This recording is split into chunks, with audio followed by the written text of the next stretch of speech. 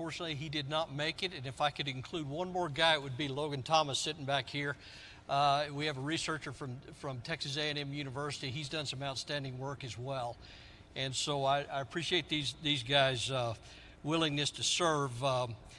As indicated in the title of this thing, you know, this seminar is centers around hunting, or at least the first part of it anyway, but there are so many different perspectives when it comes to Aoudad.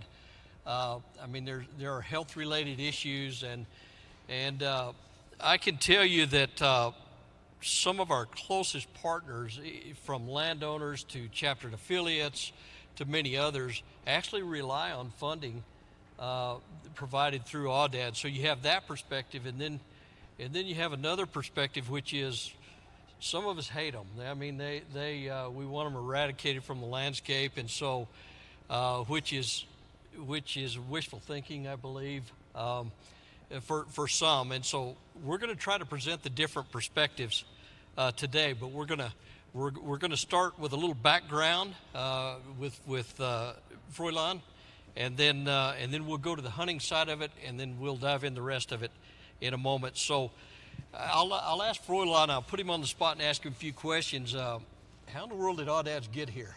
You know, they certainly didn't originate here, so I'll let you provide a little background. You know, how did they get here? How long have they been here? Is it just Texas? Do they occur just here in Texas? That sort of thing. So I'll let you jump in. Just provide a little background to help people understand. All right, thanks, Clay. And so Aoudad, which are also known as Barbary sheep, come from the Barbary coast of Africa. And in the 1950s, they were brought over, introduced into the Palo Duro Canyon of Texas, which is in the northern part of, or the panhandle of Texas, essentially in between Lubbock and Amarillo. And ironically, it was Parks and Wildlife that brought them on as an additional game species. And at that time, I don't think anybody thought that they would do as well. They've done so well that they have expanded out, they have expanded the range, and so now they occur in the central part of Texas, which is also known as the Texas Hill Country, and then out in West Texas, or the Trans-Pecos, and that's where all our bighorns are at. As far as is it just an issue in where other states might have them? You know, there's several states that they also occur in. They occur in New Mexico, they occur in California, and even up in Oregon. We don't regulate them because it's an exotic species, so it's essentially a free take. New Mexico regulates them to some degree, but they can be very, very problematic when not kept in check. All right, sounds good. Carl, I missed the video. If you guys would tee up that video, if you could, just kind of puts things in perspective. And this is a video that Froylan took when he was flying sheep surveys, bighorn surveys. And so I meant to start with this, so I'll let you play that.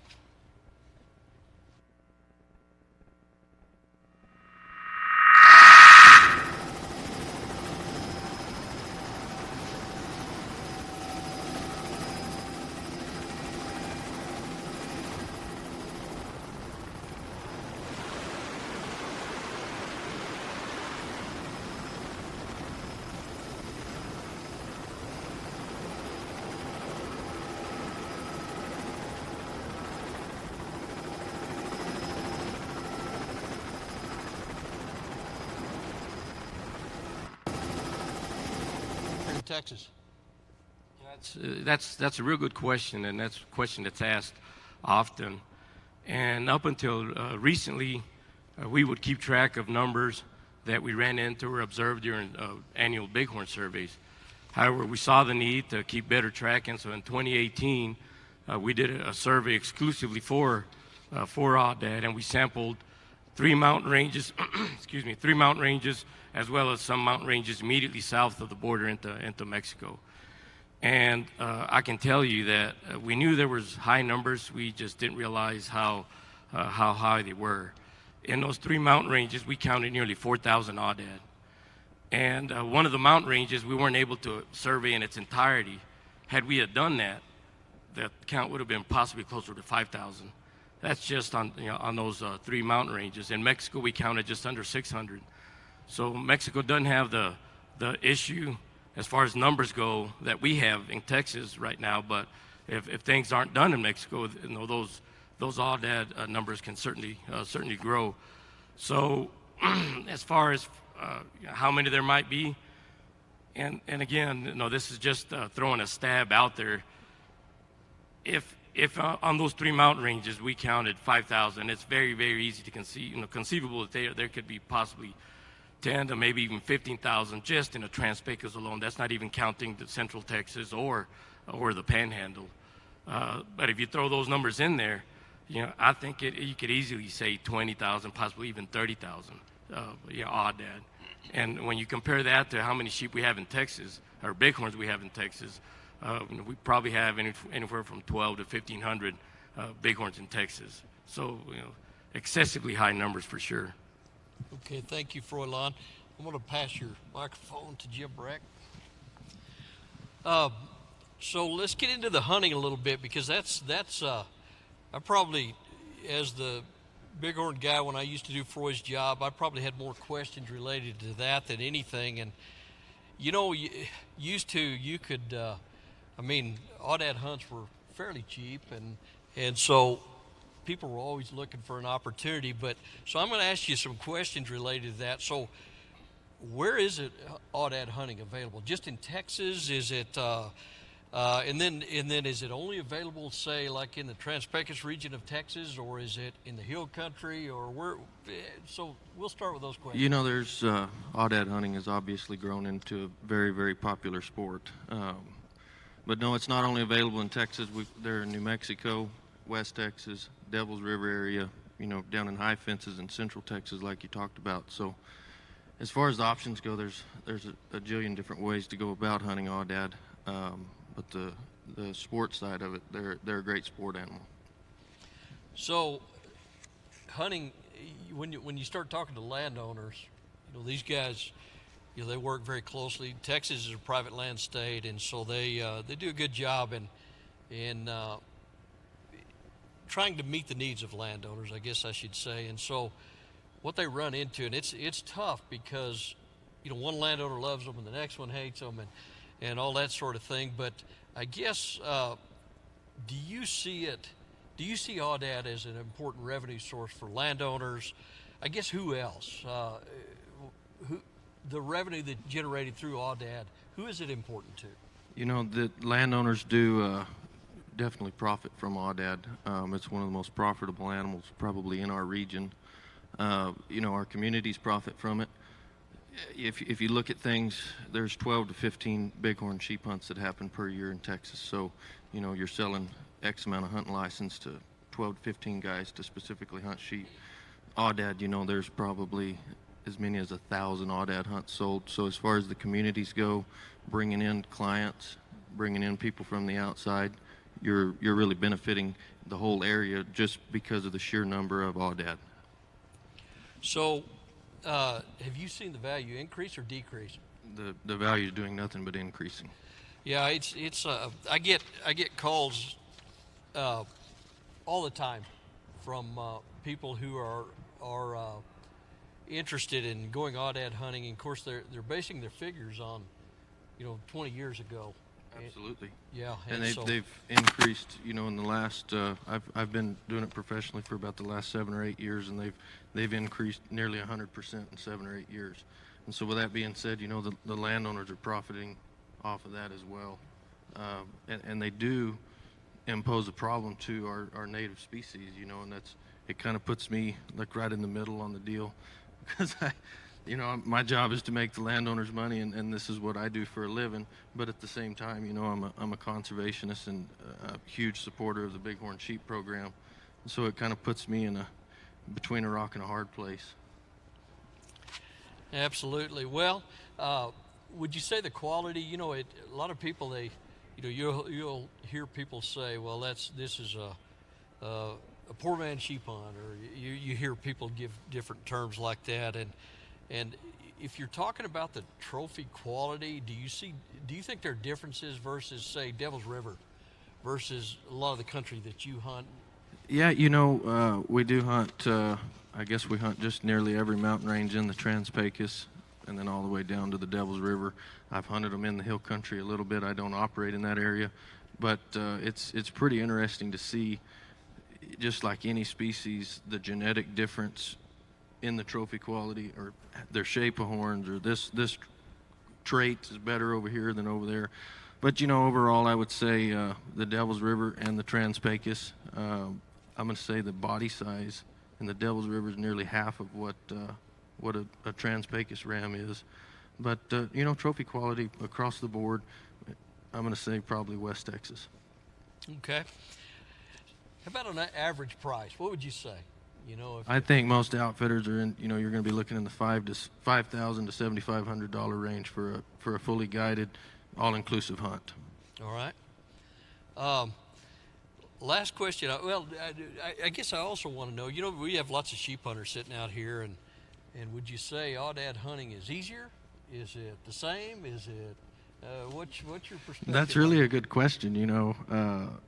I will say the Aoudad might be a little sportier than some of our sheep, just because they do have a lot of hunting pressure. They're very wild, and their eyesight is insane. So generally speaking, the sheep generally live in a little bit tougher terrain just because of where we have them, and you can find Aoudad, for all the way from the low country to the high country. So with that said, I would say Aoudad are a little bit wilder and sheep are in a little bit more extreme terrain. So last question, is there a place for both Bighorns and Audads on the landscape? Or maybe the question is, do we have any choice? Well, I don't think we have any choice. I don't think we could turn the U.S. military loose and wipe the Aoudad out. We certain areas we keep the numbers down, and it seems like every time we knock the numbers down within 2 years, they're either rebounded back to where they were or ahead. So the answer to that question is there's going to have to be room for both, because I don't think we can eradicate the Aoudad. But with that said, you got to keep the numbers in check, like Froylan said. I do believe the source of revenue is very important to our landowners, our communities from the Aoudad side, but at the same time, I think it's important that we keep the numbers in check. So to answer your question, I feel like there's room for both. Well, I appreciate that. One of the things I should have done up front is to thank our sponsors for this, and there are other things that are going on with Audads, and you're going to hear a little bit about that. But Sitka is one of our sponsors, Texas Bighorn Society. We've got Houston Safari Club, and New Mexico chapter of the Wild Sheep Foundation. Of course, the Wild Sheep Foundation are sponsoring this event. And then we have, and Dr. Warren Conway, we have a recording of a presentation that he's going to touch on that as well. We have a seminar coming in April 12th and 13th, and at Texas Tech University, and so there'll be more information. But Sitka is sponsoring that as well, and so we greatly appreciate that sponsorship. I'm going to stop right here, and for the Aoudad hunters in the room, and I'm going to let you ask Jim Breck a few questions, because we're sort of split up. We're going to go to the science a little more in just a moment, but I wanted people to have an opportunity to ask the hunting specific questions that come up or that you think about. So maybe Carl, should I hand him a mic out there, or how should we do that? Or repeat the question? Okay. So, any questions out there for Jim Breck on the hunting perspective? Wayne? What are the opportunities to hunt these on your own on public land? Is there public land? There's very little public land in Texas. I do believe Froylan said something about Palo Duro Canyon. I do believe there's some public land up there where you can hunt them. But if you go into New Mexico, that would be your best public land opportunities, just because there's more of it and the tags are readily available there. Keith? Is there a specific season or time? Yeah, repeat his question.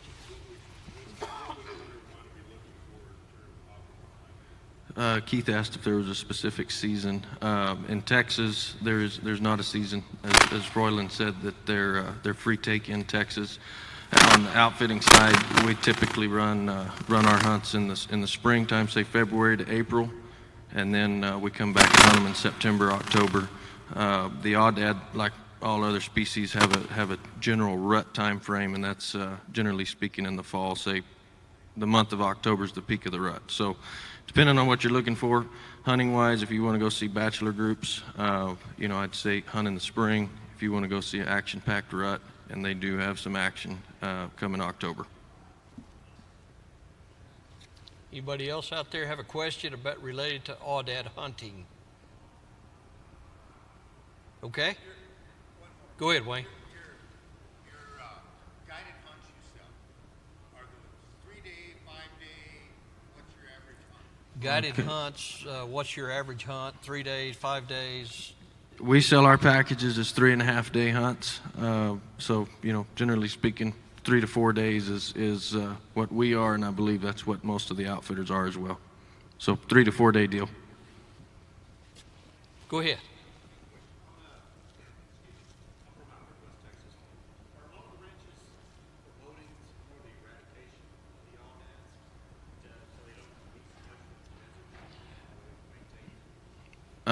We had a question asked if the ranchers are more on the hunting side or the eradication side.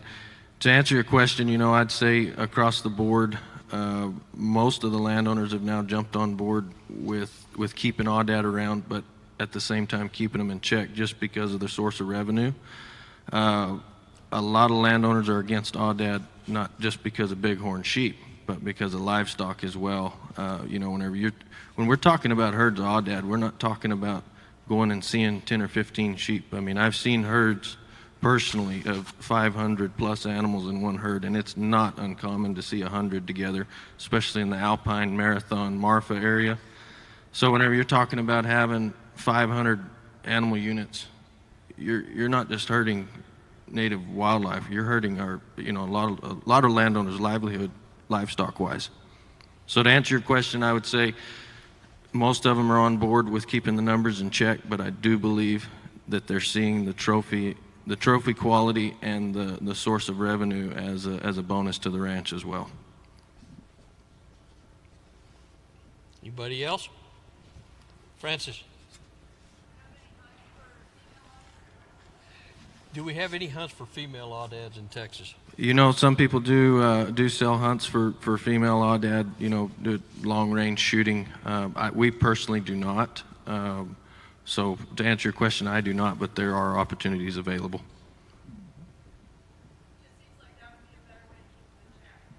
Yes, absolutely. But to answer your question on keeping them in check, it's hard for one person on the ground to go and put much damage into a herd of 200 or 300, just from a truck, one person. So typically, most of the eradication is done either by trapping them in bulk or aerial eradication.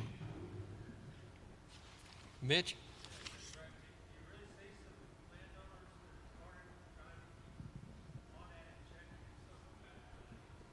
Yes, sir. Mitch asked if I was starting to see landowners that wanted to keep Aoudad in check.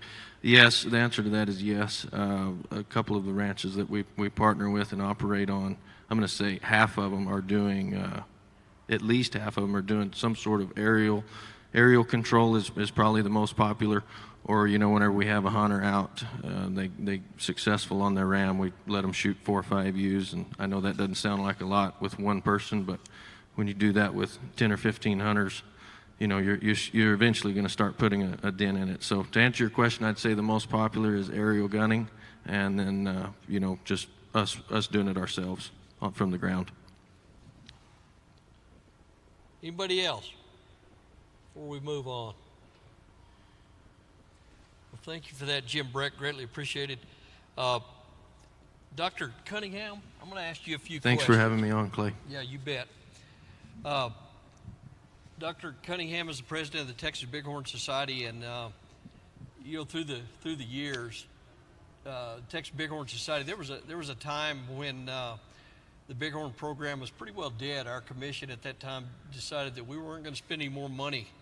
Texas Bighorn Society came to life about then, and pretty much saved that program to help restore bighorn sheep in Texas. And so you're a close partner to these guys. You've spent millions on habitat work over several decades. And I guess I'm wondering, of all the thousands and thousands of dollars that you spent doing water developments or other habitat work on the landscape, how do you feel about those water developments that you build for, that you think are helping native wildlife, but yet they're doing a lot for exotics? How do you feel about that? Even though, the focus of our work is directed mainly towards desert bighorn sheep, our efforts help all wildlife, whether it's songbirds or mule deer or whatever. There is some concern about exotics benefiting as well. Are we building a better Aoudad herd? Probably. And I'm not going to try to get ahead of the scientists in their discussion, but there's studies that show that these Aoudad will come in and take over the best sheep habitat and displace the bighorns to lesser desirable habitat. And so that's a bit of a concern. Right. Does TBS benefit from Aoudad? Do you guys ever sell Aoudad hunts? If you look around today, we've got lots of partners that are in this room. Some of them have been around for decades and decades that we're strong partners with. And I know Jim Breck is a strong partner of the sheep program in Texas. Do you guys actually sell Aoudad hunts? Everybody benefits, like Jim Breck was talking about, and like you and Froylan have alluded to. We used to have Aoudad hunts in our auction. We quit doing that for several years. This past year we had one to generate money, and the way our board promoted that was as an Aoudad control hunt. So whoever got the Aoudad, the trophy hunt, was required to kill, I think, 2 or 3 or 4 ewes also. Like Jim Breck said, that's kind of a drop in the bucket, but it kind of gets that ball rolling. So, in your opinion, do you see that as, do Aoudad generate revenue for bighorn conservation efforts? Absolutely. You can walk through the hall and there's not just High West outfitters, there's several outfitters that are promoting Aoudad hunts. So Wild Sheep Foundation gets money from those booths. They're generating money from those hunts, and that trickles back. The only real concern is that the control of the numbers. And it's not the Texas Bighorn Society's position that we're against Aoudad hunting or anything like that. We really wish they'd kill more. But everybody makes money off of it, and it does help. We're trying to work with all these partners, with Parks and Wildlife and the outfitters and the landowners and TBS, to try to come up with a solution to try to manage the numbers so they're not so out of control. All right. Do you have? I work with different chapter and affiliates, and I know you have contact with those. And in fact, there will be a chapter and affiliates meeting in Texas in May, a Wild Sheep Foundation chapter and affiliates meeting.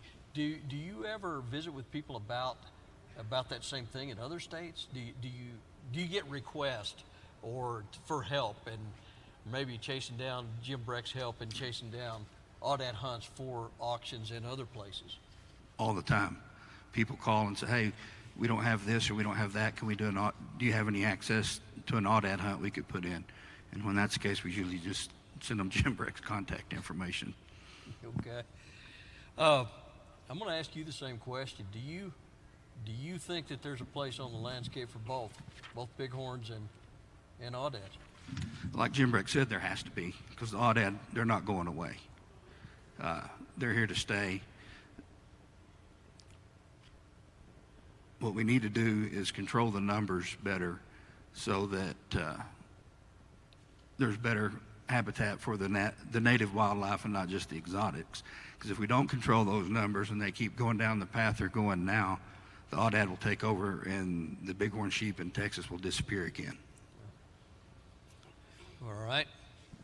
I'm going to ask you one last question, because You know, if you look at the title of this seminar, it talks about Aoudad sheep. What's your perspective on that? Are they really sheep? They are not. Aoudad are more closely related genetically to a goat. If you look at the diploid chromosome number of goats, it's 60. The diploid chromosome number for Aoudad is 58, and the same thing for a sheep is 54.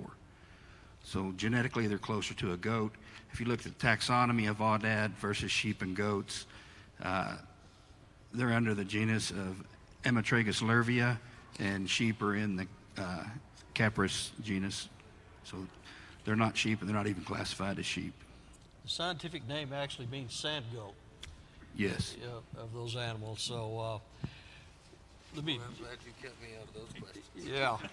I want to hand that to Froylan, and I want to ask you one last question, and that is, do you see a place on the landscape for both, or is your goal as the Bighorn program leader to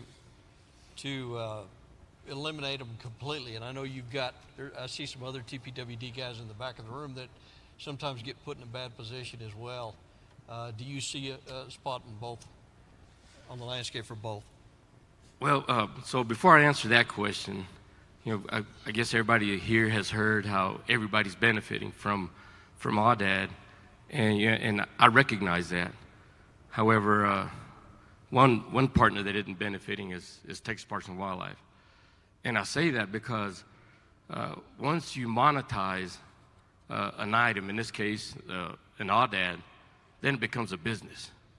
And once it's a business, nobody wants to shoot themselves out of business. And so we are put in a very difficult position. And so to answer your question, I'll answer it this way. I've been told I'm crazy, and I admit that, but I'm not a fool. And so I recognize that while we as Parks and Wildlife are charged with quote-unquote eliminating or eradicating Aoudad, the reality is we're not. We're not. Sheer numbers would make it almost impossible, but really the most challenging thing is exactly what Jim Breck and everybody else has talked about, is the hunting of it. And I can't in my right mind ask a landowner to get rid of all of the Aoudad that they have on their property, knowing that it's going to make them, or potentially make them, $60,000, $70,000, $80,000 of additional income a year. Again, I'm not a fool. And so while we are charged with eradicating them, realistically, it's not going to happen. So are they here to stay? I firmly believe they're here to stay. Is there place for both? We have no choice but to find place for both if we are going to accomplish our goal. Right now, I guess, again, we're charged with that, so our goal is to remove them, every last one of them, but that's not a realistic goal. So the goal that we should be striving for towards now is some sort of medium where that allows for both species to be on the landscape. That's just from a quote-unquote financial standpoint. However, the research that's coming out now that Logan is part of, and Dr. French here is part of, they're coming out with disease issues. And so that's going to throw just another kink in the hole, in the mix. So I kind of, in a roundabout way, answered your question, but whether I believe it or not, we're going to have to find, there's going to have to be a place for both of them somehow. And hopefully by then I'll be gone and it'll be somebody else's problem.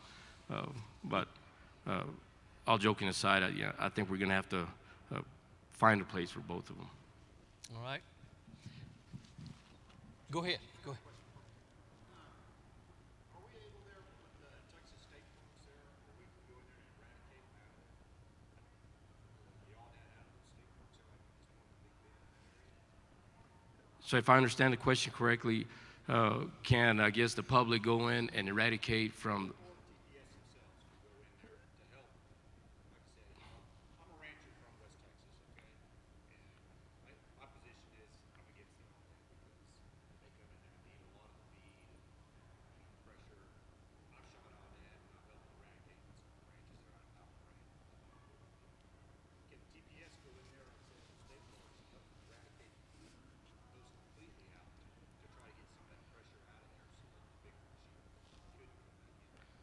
Okay, so the question was, can Parks and Wildlife go in and eradicate Aoudad from state parks, correct? Yep.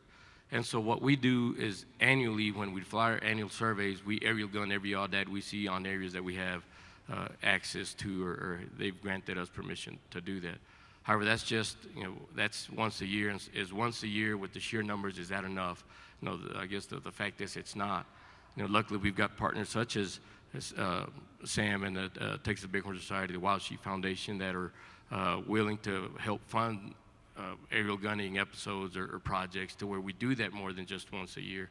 But yeah, we definitely do that at least once a year. But the sheer numbers, it's almost impossible to eradicate them.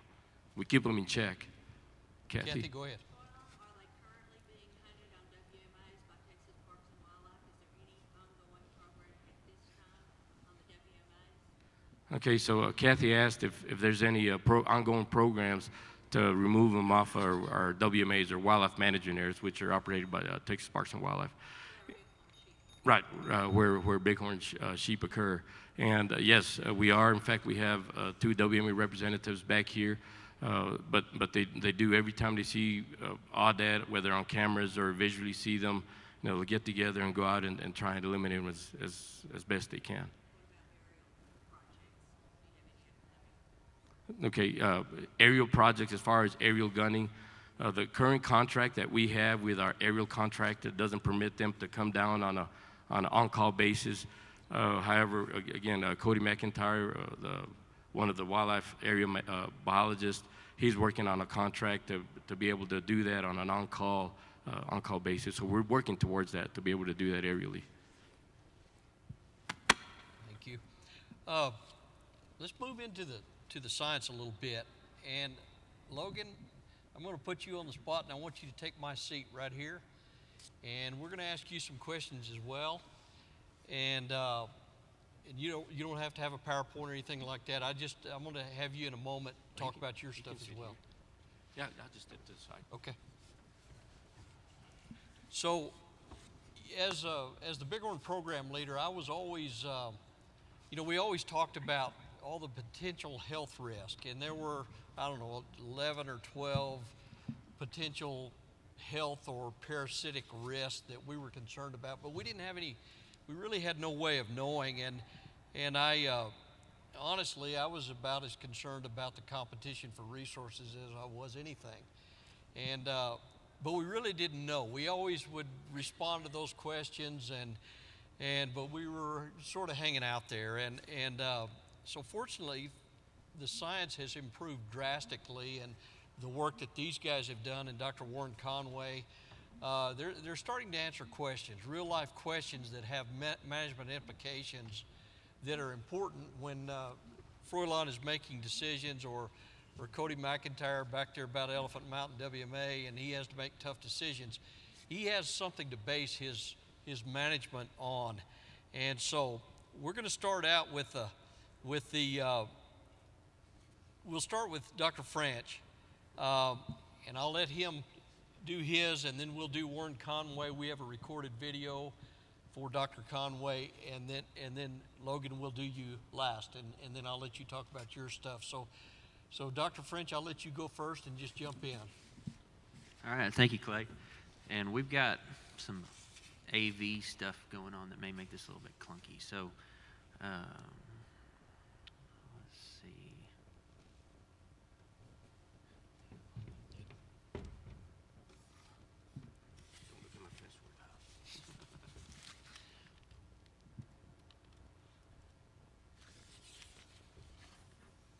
It's why not 21. Okay, thank you.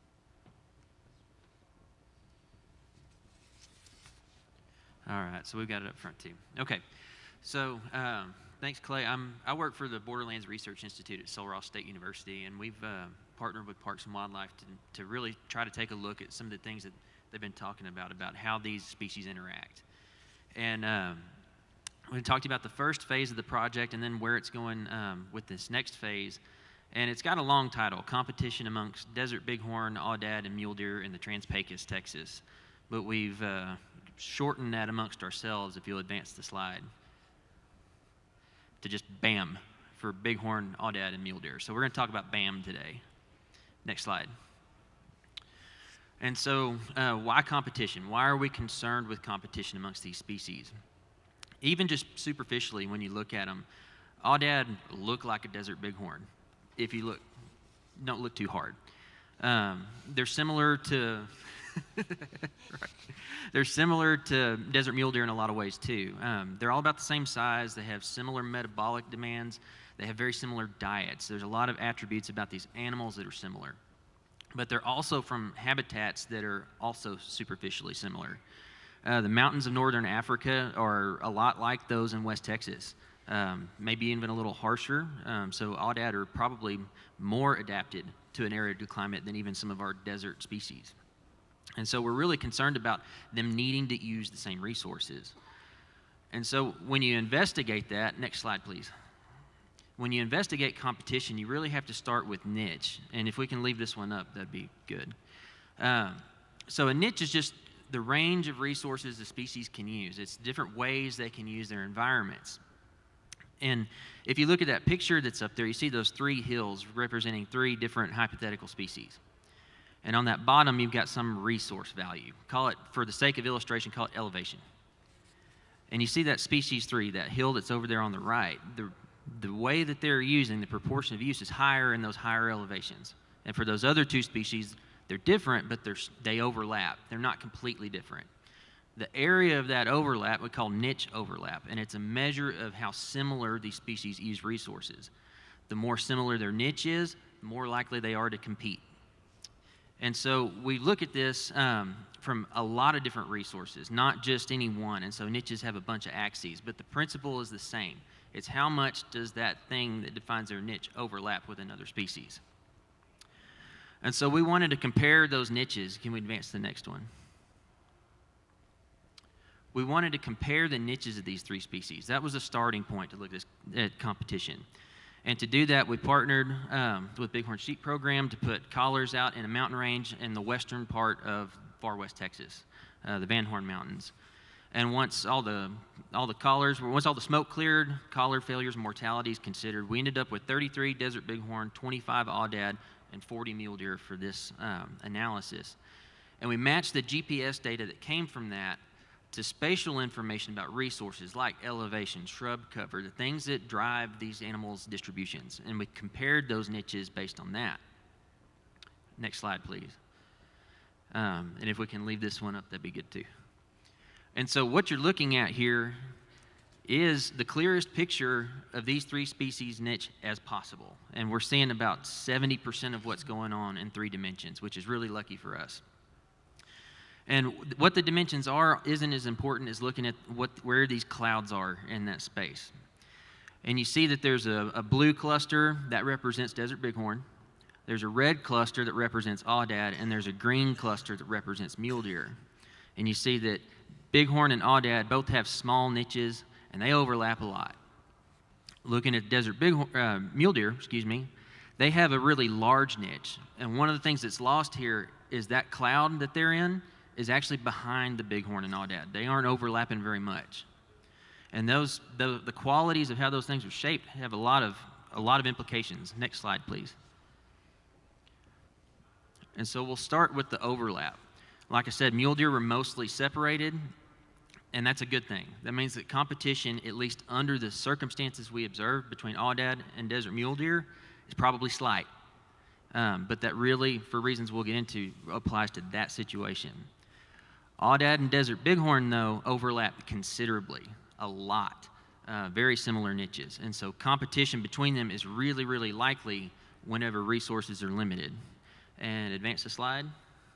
That begs the question, how limited are resources? And so let's advance it again.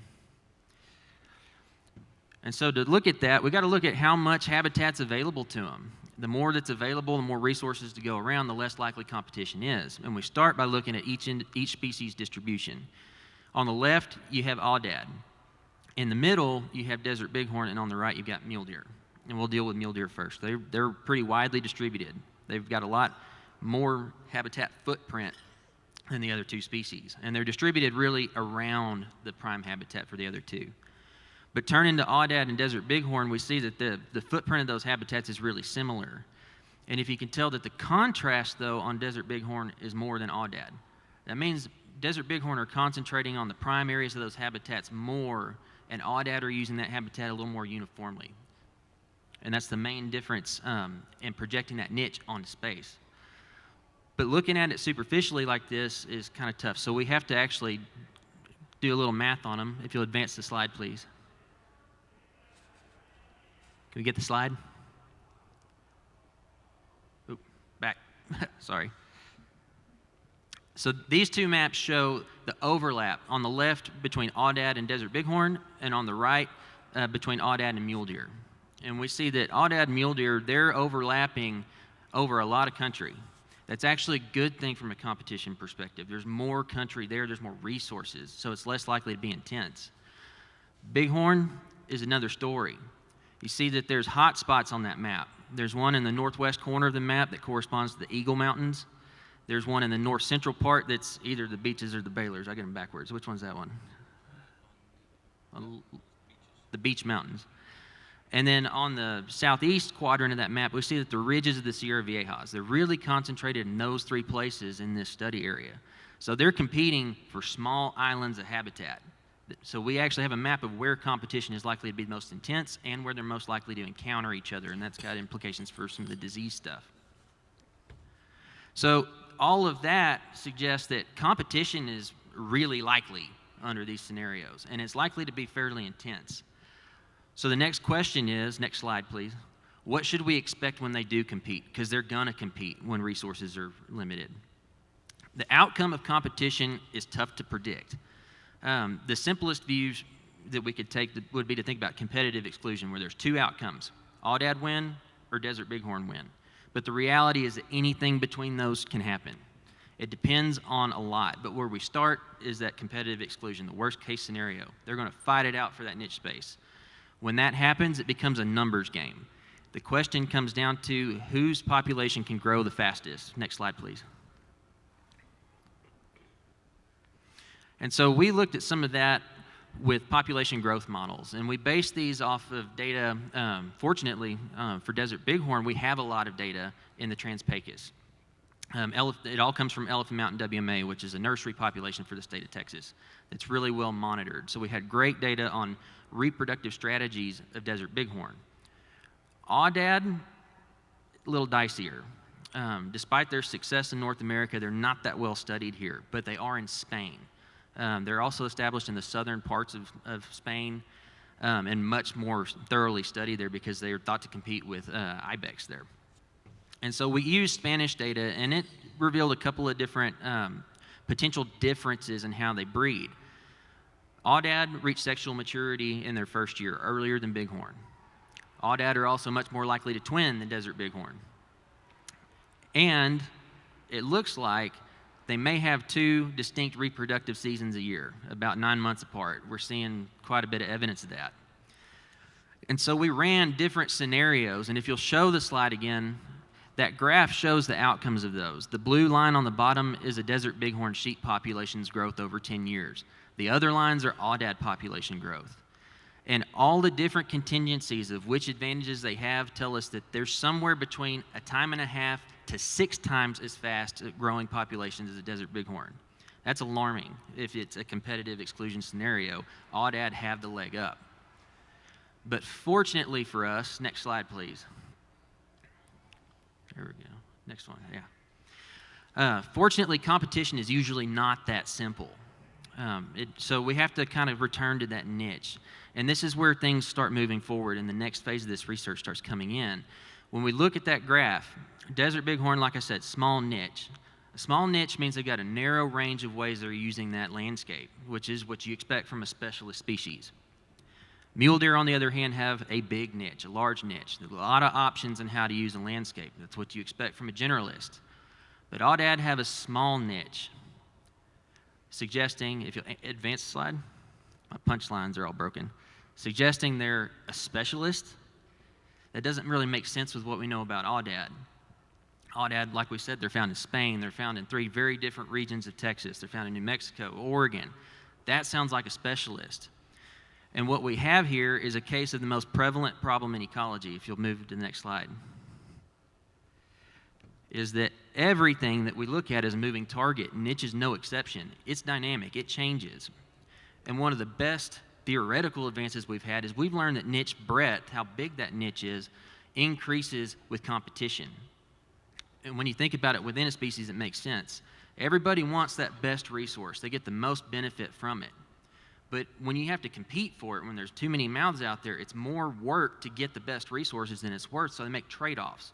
Every time they make a trade-off, that niche gets wider. And so we can watch that. We can watch as those trade-offs that cost gets higher, they make more trade-offs, niche breadth increases.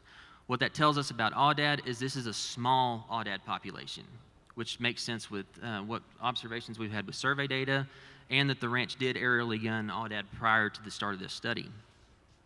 The other thing it tells us is we have not seen the full competitive effect of an Aoudad population on desert bighorn with this. We've seen what a little population does. And if you'll show the slide again and show that last part. And so the question is, how do those native species niches respond as these Aoudad populations grow? And if you'll move to the next slide, please. That's where the next phase of this research begins, and we'll stay on this slide if we can. So we've partnered with Wild Sheep Foundation and Sitka, as well as Dallas Safari Club, to start this next phase that we're calling BAM 2.0. And the whole point of it is to look at how those niches of the natives change with Aoudad abundance. We want to expand into 2 more mountain ranges and do this for 4 years and manipulate Aoudad abundance with aerial gunning, intense aerial gunning, through part of the process. We want to see what those niches look like at different Aoudad densities.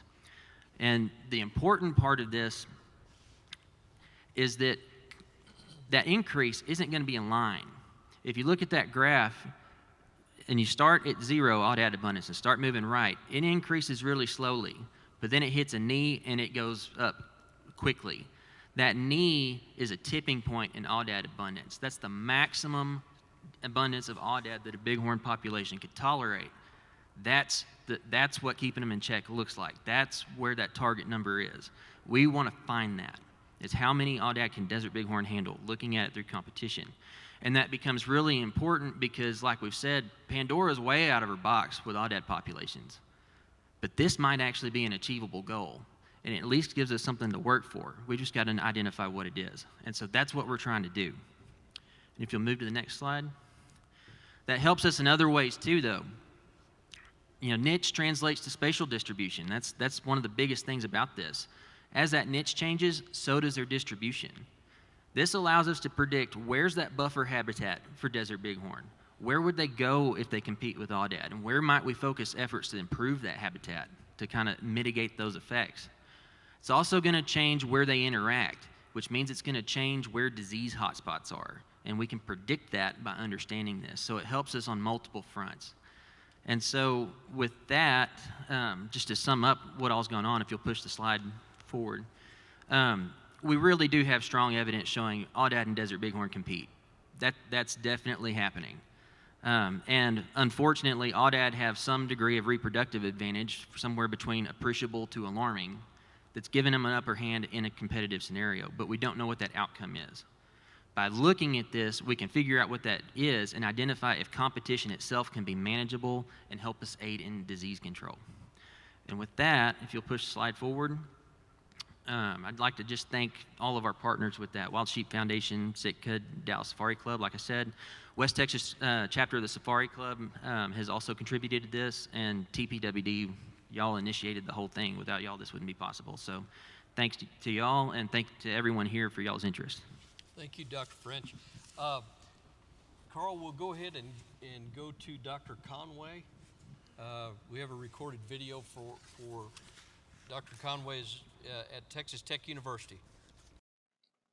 Good morning, and thank you, Clay, for the introduction. Appreciate the opportunity to present today. Apologies for not being able to make it to Sheep Show this year, but thank you for the opportunity to record this or present some of the work that we're doing in Texas on bighorn and Aoudad population genetics and disease. Before I get too far along, I wanted to bring everybody's attention to the save the date. In April, we're going to be hosting a symposium on the ecology management economics of bighorn and Aoudad here in Lubbock. And Clay's has more info, and we're building a website and going to be sending out invitations to that soon.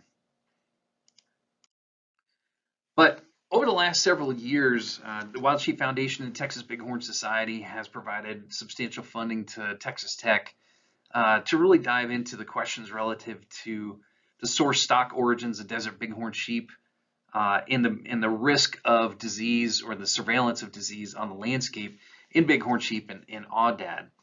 And so through a variety of different partners, my students over the last several years have begun to really dive into the population genetics of both bighorn sheep and Aoudad, as well as the disease risk relative to microbiome and bacterial assemblages in bighorn sheep and Aoudad nasal and throat body sites.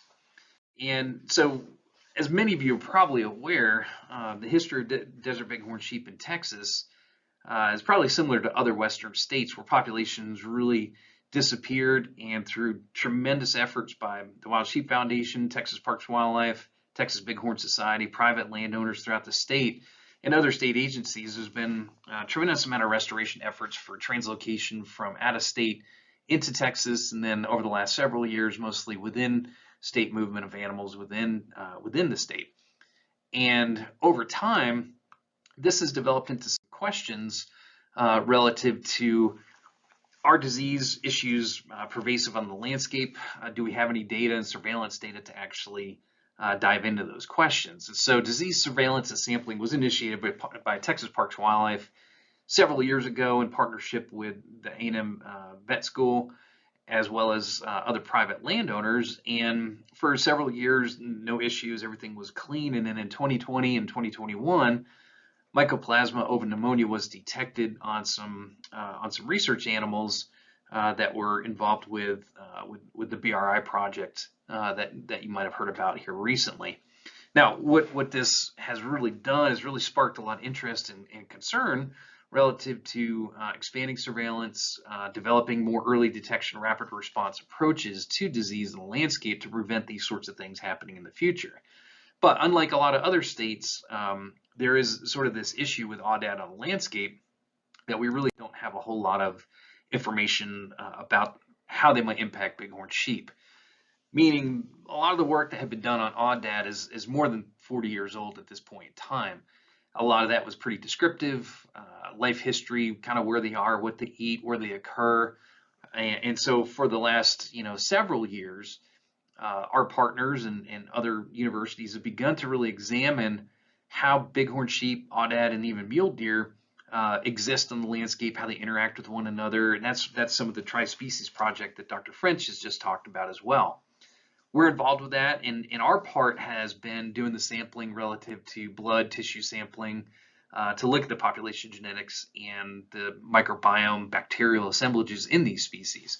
So that's kind of where our lane has been over the last several years. So we focused on that molecular element in the disease surveillance question. We've begun to develop a little bit of work, and we're going to expand that over the next several years as one of my students moves into her PhD project, examining the prevalence of viruses, bacteria, and other elements in water sources, both natural and man-made guzzlers throughout the landscape. So to kind of jump into this, Emily Wright is a PhD student. His main focus has been on the bighorn sheep population structuring. With the tremendous translocation history of bighorn sheep into Texas, it's important to get some idea what the source stock origins and some of those signatures are of bighorn sheep with an eye towards disease risk. But as the Aoudad issues have become more pervasive, she began to really dive into the same sorts of questions using Aoudad as well. So the last several years, in collaboration with Parks and Wildlife and other partners, she's collected samples from live captures, hunter harvest intentional removals, and museum loans as well, to use some more modern molecular techniques to look at structuring and source stock origins. So during the fall 2021 semester, Emily prepared this manuscript, and it's submitted and currently in review in Ecology and Evolution. And the nuts and bolts of this is that in Texas, we have 3 distinct clades that exist on the landscape of Aoudad, and they do indicate that there have been multiple introductions from North Africa.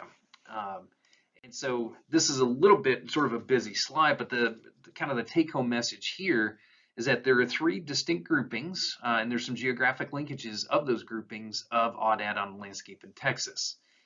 And from a management perspective, we haven't gotten into the amount of detail yet to link the population genetic signatures to the microbiome assemblage or the potential risk for these sorts of issues in the landscape based on these data yet. But this is something that Emily is currently working through.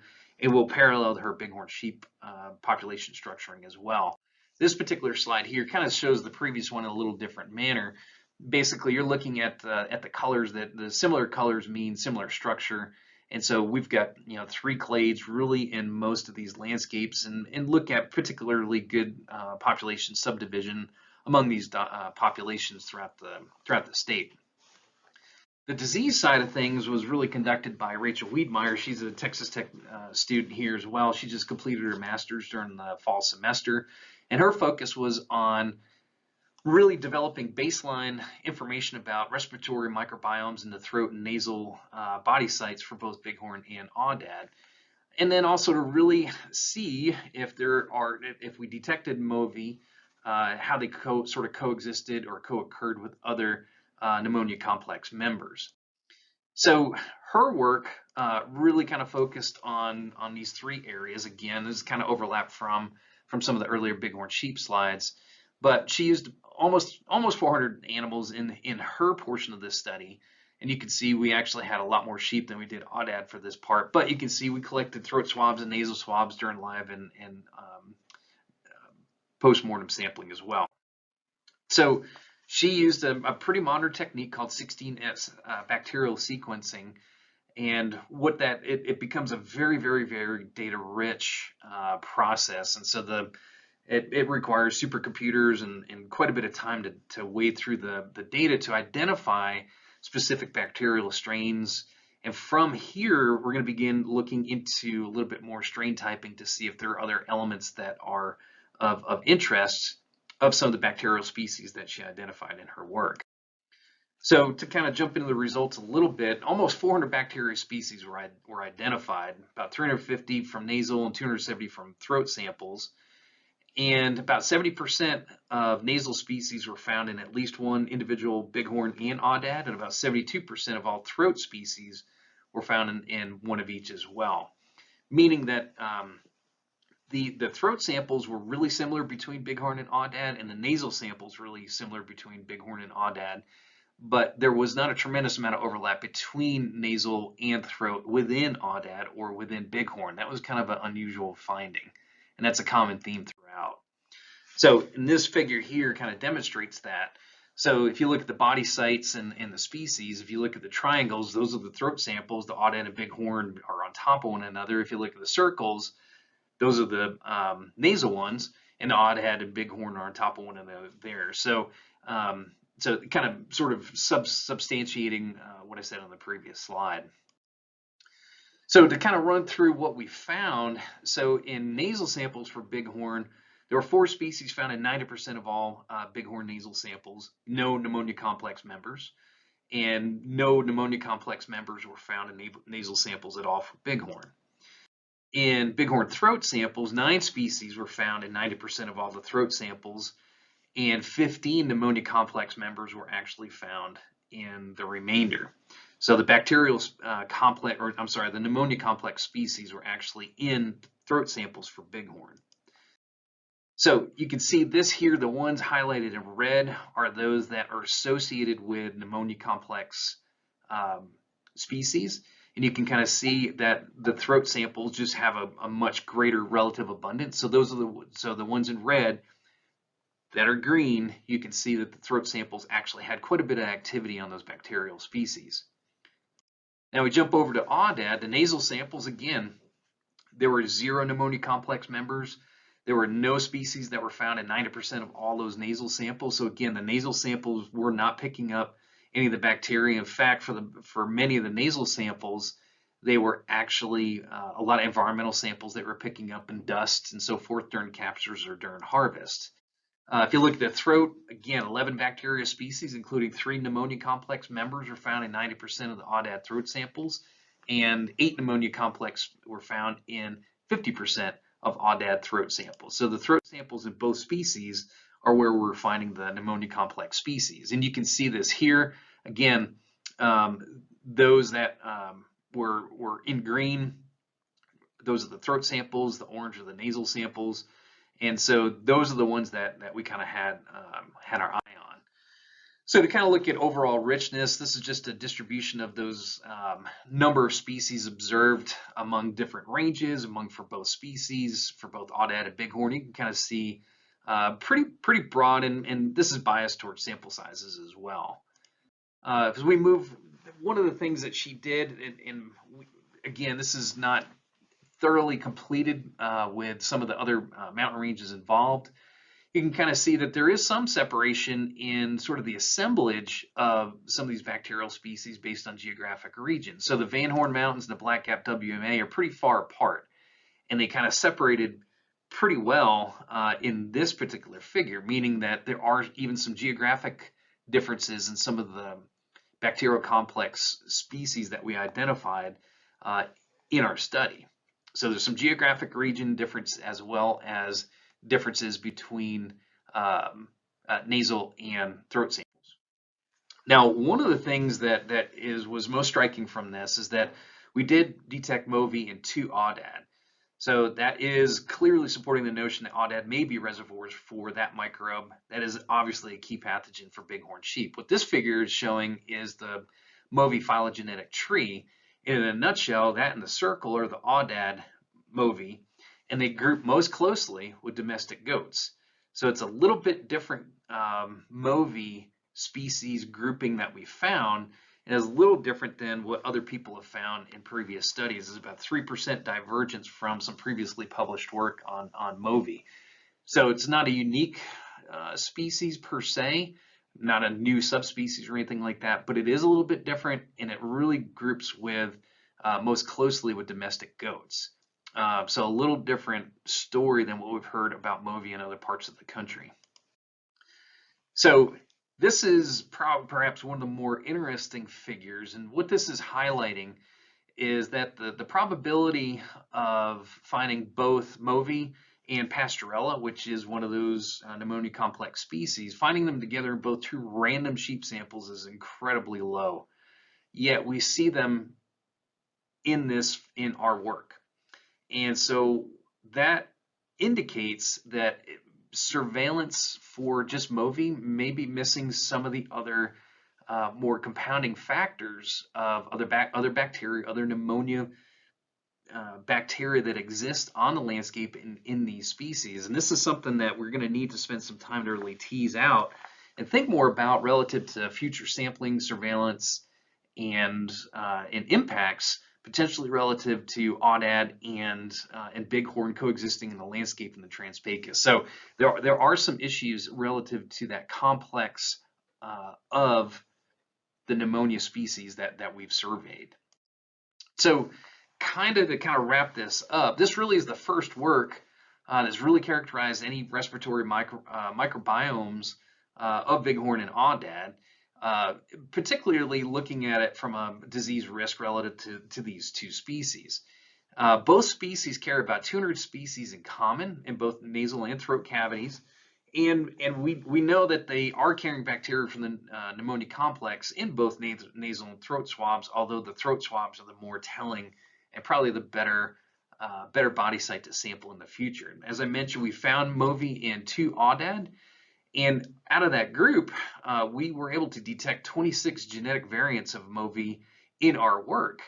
And as I mentioned, they're more similar to each other than to the sheep and goat strains, but they're closer to the goat strains than they are to sheep strains. And finally, that body site between hosts being more similar than body sites within the same host between nasal and throat swabs was pretty interesting as well. So, future work, if anybody has any questions, please reach out and send me an email, or Emily or Rachel an email. Future work is going to really need to dive into what some of that means relative to Bighorn and Aoudad management on these landscapes. And so with that, I thank you for your time. I'm going to leave the save the date here. I appreciate the time, Clay, and hope everybody's having a good time at the Sheep Show. I'll be around and hopefully can answer some questions. Thank you. It is. Yeah, we're good now. I guess next question. So we're gonna move on, and this is Logan Thomas sitting here. I didn't know he was going to be here, from Texas A&M University, and he's done some pretty good research as well. And so I'd like for you to discuss the research that you've conducted and what you've learned. Sure. So I'm happy to be here today to talk to y'all. I'm addressing things from the disease perspective of Bighorn and Aoudad in Texas. And it's no secret that disease has been an issue for Bighorn sheep from contacts with domestic sheep and goats. But it's just kind of been one of those things ever since Aoudad arrived here. Yeah, they are possibly a disease risk. It's never really been validated through research. So that's where I came in. The first part of the project was, looking at the pathogens that are of concern in bighorn sheep when they do interact with domestic sheep and goats. How do Aoudad independently interact with those pathogens? Are they suitable hosts? In other words, if they're exposed to these pathogens, namely bacterial pathogens that I'll expand on a little bit in a minute. Anyway, how are they interacting with those pathogens? Once they're exposed, are they able to transmit them? How often? And then what does it actually do to the Aoudad? Would we expect any disease to be produced in the Aoudad? And so this was kind of broken up into a large two-phase sort of project where the first part was addressing that. And the end results from that pretty well concluded that Aoudad are suitable hosts for pathogens that are of concern for bighorn sheep, traditionally through domestic sheep and goat interactions with bighorn sheep. And so the next part was, man, holy cow, we've got this pathogen concern. What does it actually mean for bighorns? What does it mean for an Aoudad that's placed in the presence of a bighorn sheep? What does it take to transmit this? Because it had never been tested. There have been some pretty good research projects indicating the distance and contact level for domestic sheep and bighorn sheep of what's needed to transmit pathogens, but not for Aoudad. And so we placed some bighorn and Aoudad in captivity, modified some structures. So what we could do is have some Aoudad that we know were exposed to these problematic pathogens and vary the exposures that the bighorn and the Aoudad had with each other.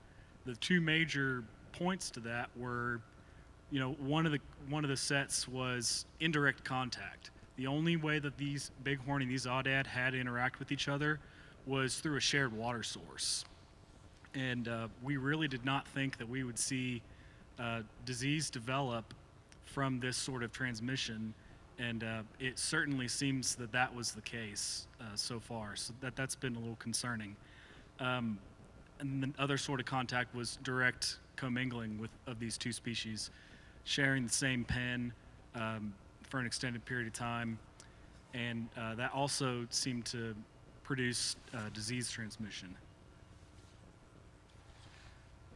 And so kind of the management implications there really tie into what Dr. French is looking at. You can use a lot of the same information that you get from how Aoudad and bighorn and even mule deer are using space to get an idea of where they're most likely to interact.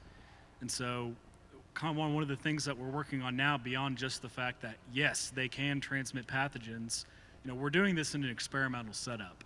We want to make sure that this translates well to a field setting so that we don't overestimate or underestimate the risk in free-ranging populations. And so what we're working on right now is using some really fancy, what we call molecular barcoding techniques, where we know what the Aoudad were exposed to. We'll look inside the bighorn sheep's tissues and also some swab samples to be able to tell how often from is a given Aoudad a risk to different bighorns. Because what we don't want to do is say Aoudad are an enormous risk to bighorn sheep if the reality is that we end up finding out that it was really one transmission event from one Aoudad to one bighorn, and then subsequently from the bighorn. So we're using some of these molecular barcoding techniques to be able to really tie it out and say, this is how often this type of contact between Aoudad and bighorn sheep can produce disease, given what we know about the pathogens. And another thing that this kind of all ties into is that not only do the two primary bacterial species that we're working on matter, the species, but also matters where they come from. So the two primary species are Mycoplasma ovipneumoniae and Mannheimia hemolytica. And those are often carried by domestic sheep and goats.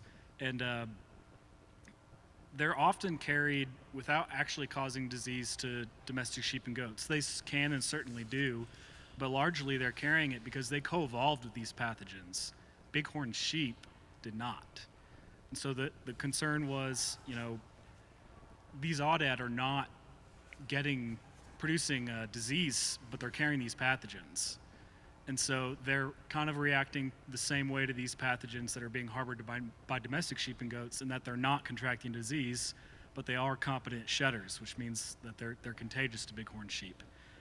One of the things going forward with this pathogen and disease surveillance management that we'll have to do is decide what is it about these pathogens, Mycoplasma ovipneumoniae and Mannheimia hemolytica, what about those interactions in the Aoudad are actually important? In other words, do we expect that the strains that Aoudad are carrying out there in a wild type, first of all, how often are they carrying them?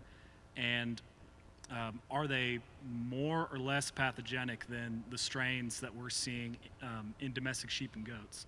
The study was done with a domestic sheep model of source of pathogens introduced into Aoudad. And those domestic sheep variants of those pathogens are thought to be some of the most virulent and cause some of the worst disease. But again, we don't want to overestimate that risk for Aoudad and bighorn transmission, but we do need to be ready for whatever that means. So going forward, I think that I'm really looking forward to working with Dr. French and Parks and Wildlife in monitoring what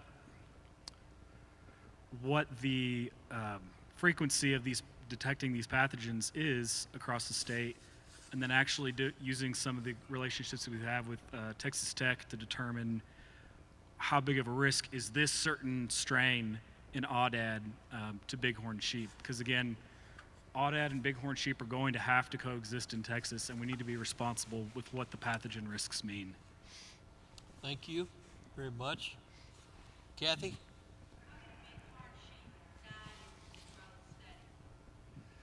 In my controlled study, so there were several sources of mortality, but the pathogenesis of what we're talking about as far as developing disease, it was very, very quick. So we actually had two sets of bighorn sheep that were exposed to pathogens. One of them, we was just exposed to mycoplasma. And then the other group was exposed to Aoudad that were inoculated with both mycoplasma and Mannheimia. So 1 versus 2 of the important pathogens, and it's often thought that you need one in order for the second to cause disease. So that's what we were looking into.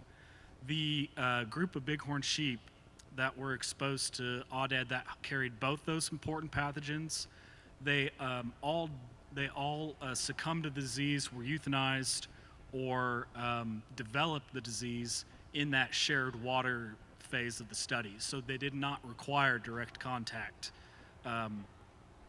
with the Aoudad in order to develop disease. That's something we are also being cautious about the implications of, because we have so many artificial guzzlers out there. We want to know what is the actual risk and how often can this happen, because this is an experimental setting.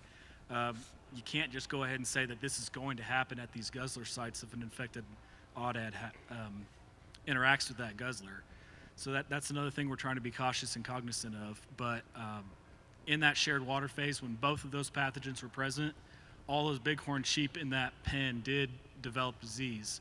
But again, we do not know for sure at this time, until the rest of the samples are processed, if that was a single Aoudad transmitting it through the water to a single bighorn, and then they spread it to all their buddies within the bighorn pen, or if there were multiple transmission events occurring through the water from Aoudad to bighorn sheep. The group of bighorn sheep that were only exposed to Aoudad that harbored one of the pathogens, most of them developed disease as well, albeit much later. So it seemed to take a longer time. The disease progressed a little differently, and that was along the lines of what we expected based on the domestic sheep and domestic goat pathogens.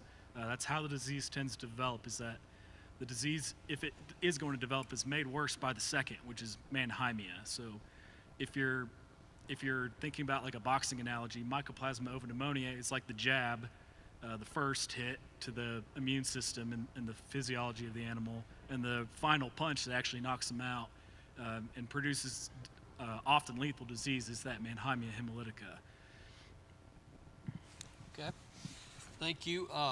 You know, one of the things, if you notice, I've got, there are 3 different universities represented, and you know, you look out there, there's Dr. Raul Valdez and Francis Casir. I don't, no pressure on you guys. You should visit with Francis while you have the opportunity. But one of the things you guys often do is compete for funding.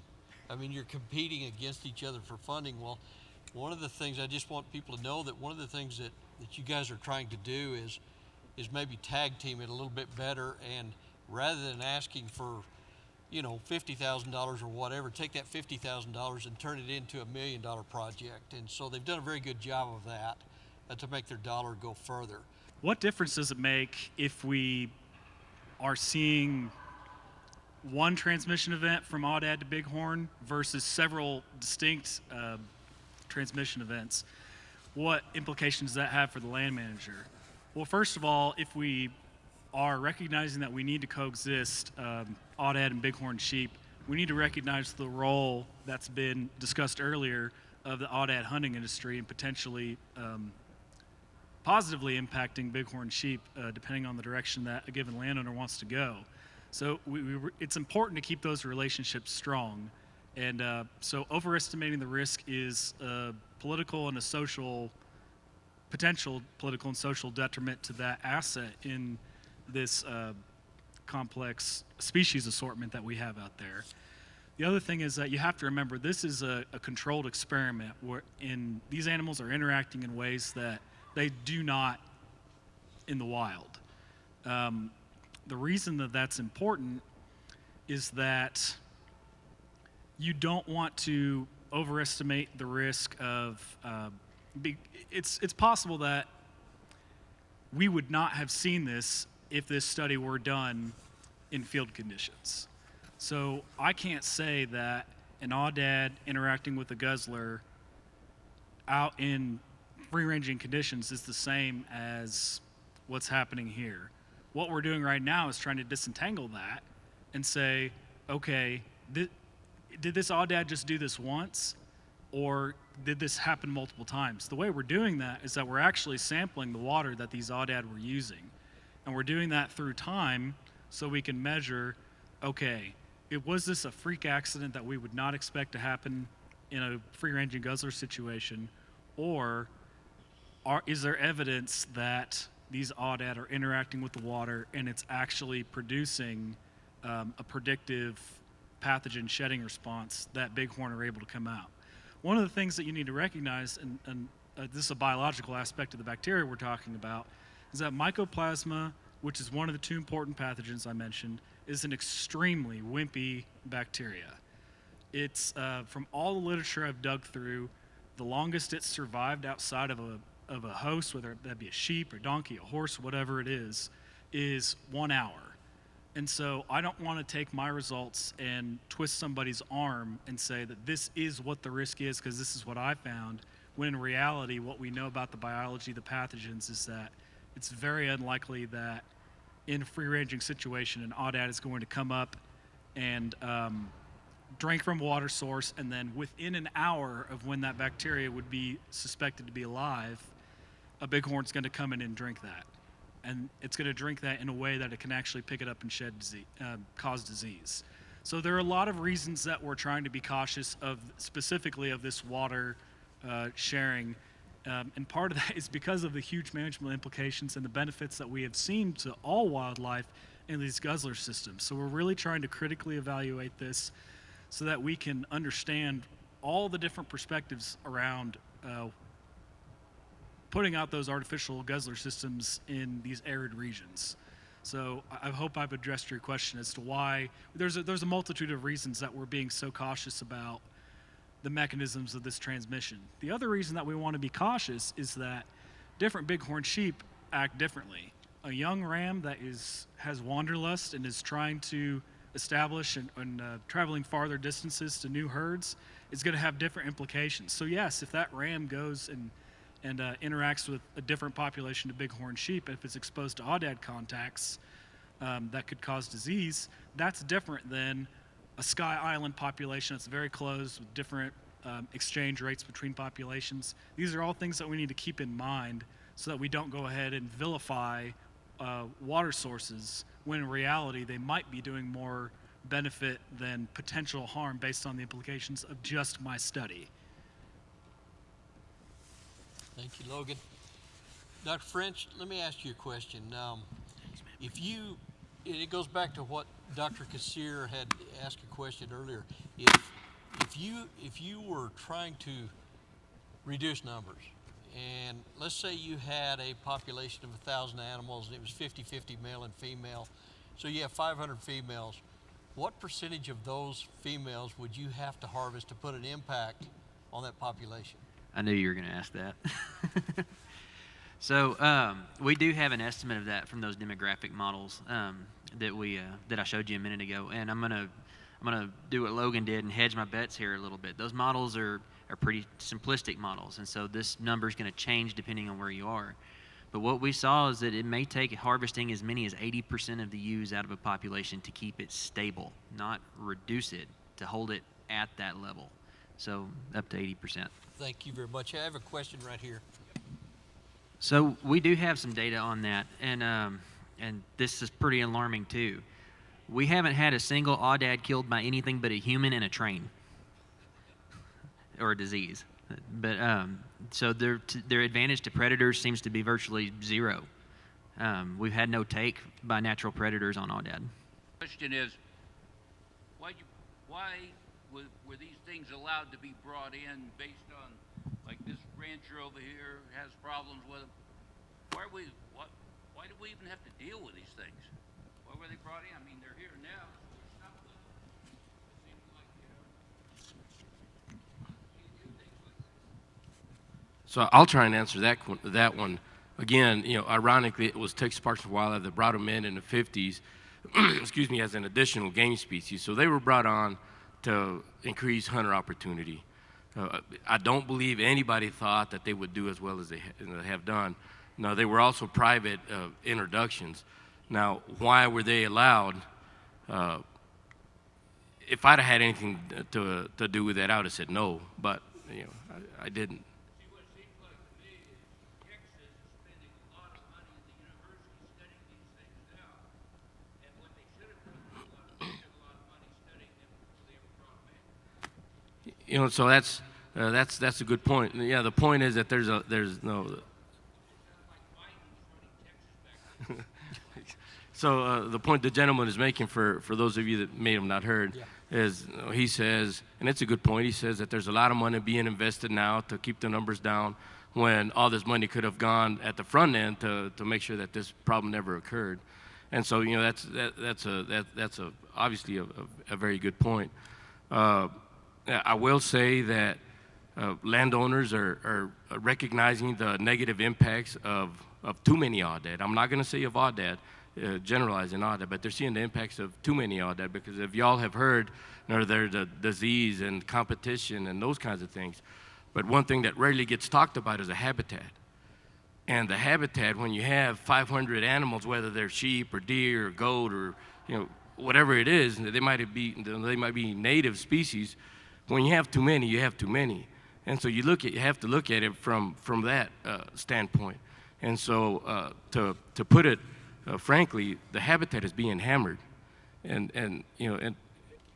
when that happens in arid environments, they're fragile to begin with, and so the plant's resiliency to come back and bounce back, it takes years for it to recover. So it goes way beyond just the competition and the disease aspect. It's affecting the habitat in ways that will take years for the habitat to recover. Melanie?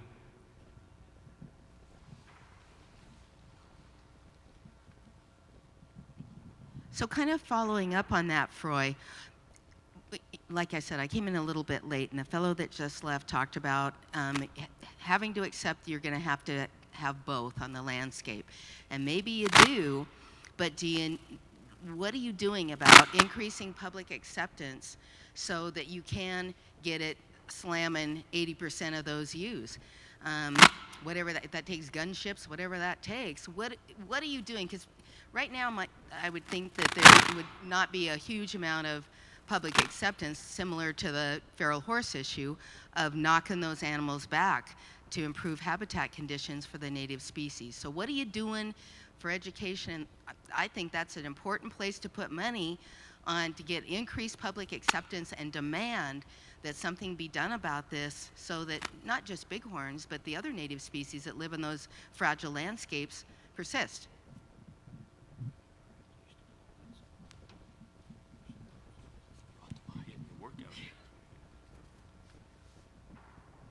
Melanie, I'm glad you say that, because it's so this thing has been in the making, but we're way, well, I wouldn't say way behind the eight ball, but we're falling behind, and that's one thing we're trying to recover from a little bit, and you know that is key. Education is key. Again, I think right now we're in a good position where landowners are recognizing the negative impacts. Raising that awareness. You know, this is probably the third or fourth time that I've talked about this issue. In fact, you know, I just came from the Dallas Safari Club show, and years back, all the questions were about bighorn. Now every question I get is about Aoudad, and so raising that awareness, that education, that's gonna be key in how we move forward and what kind of progress we make, and if we win or not. Again, if I could wave a magic wand, I would get rid of them, because that would solve a lot of my issues. Well, not my issues. I got a lot of them, and a magic wand would probably solve many of them. But that's one of the problems that I have with this job is that alone. And so if I could wave it, I'd get rid of a lot of headaches. But that's not a reality. And so having to come to terms with that and develop those strategies and education, a huge education component part of it, is certainly gonna help with that. As Clay was saying, this Audad Symposium, those are just our initial starts in getting that word out and saying, okay, we got to do something about it, because if not, we might be already where feral hogs are now, and so we're trying to keep from getting there.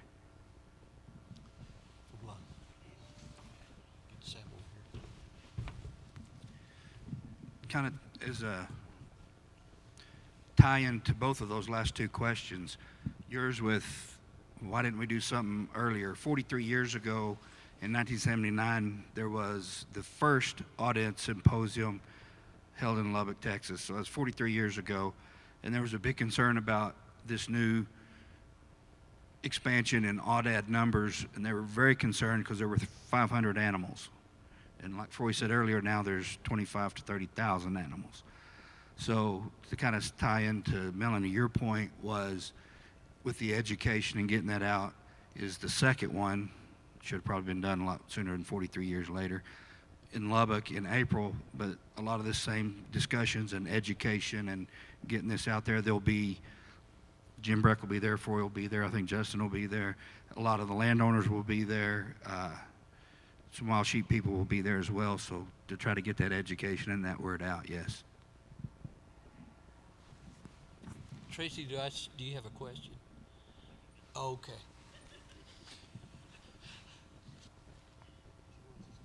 That's it.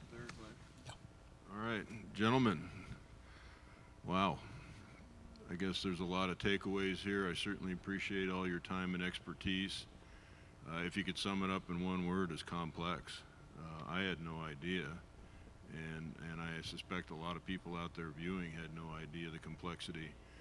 Certainly appreciate everybody coming. There was a lot of excellent questions here. Obviously a lot more work to be done. Looking forward to the symposium in April.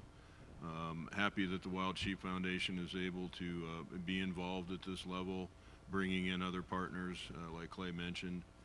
And just in closing, wow, that was impressive and a lot of information to consume. And I hate to say stay tuned, but this is an evolving issue, so we're going to have to stay tuned. Thank you, everyone. Appreciate it, and we'll see you back here at 1:30 for our next seminar. Thank our sponsors once again. Thank our sponsors once again. Excellent. Base Camp Studio. This was all brought to you and made possible by Yeti. And Sitka Ecosystem Grants is another big partner of ours. And well, you've got even a longer list of chapter and affiliates, Texas Parks and Wildlife. Houston Safari Club. Houston Safari Club. A lot of people paying attention to this and stepping up and helping fund some of this research. And always more is needed, so very cool. Thank you, gentlemen. Bet. Thank you. Thank you, Jeff.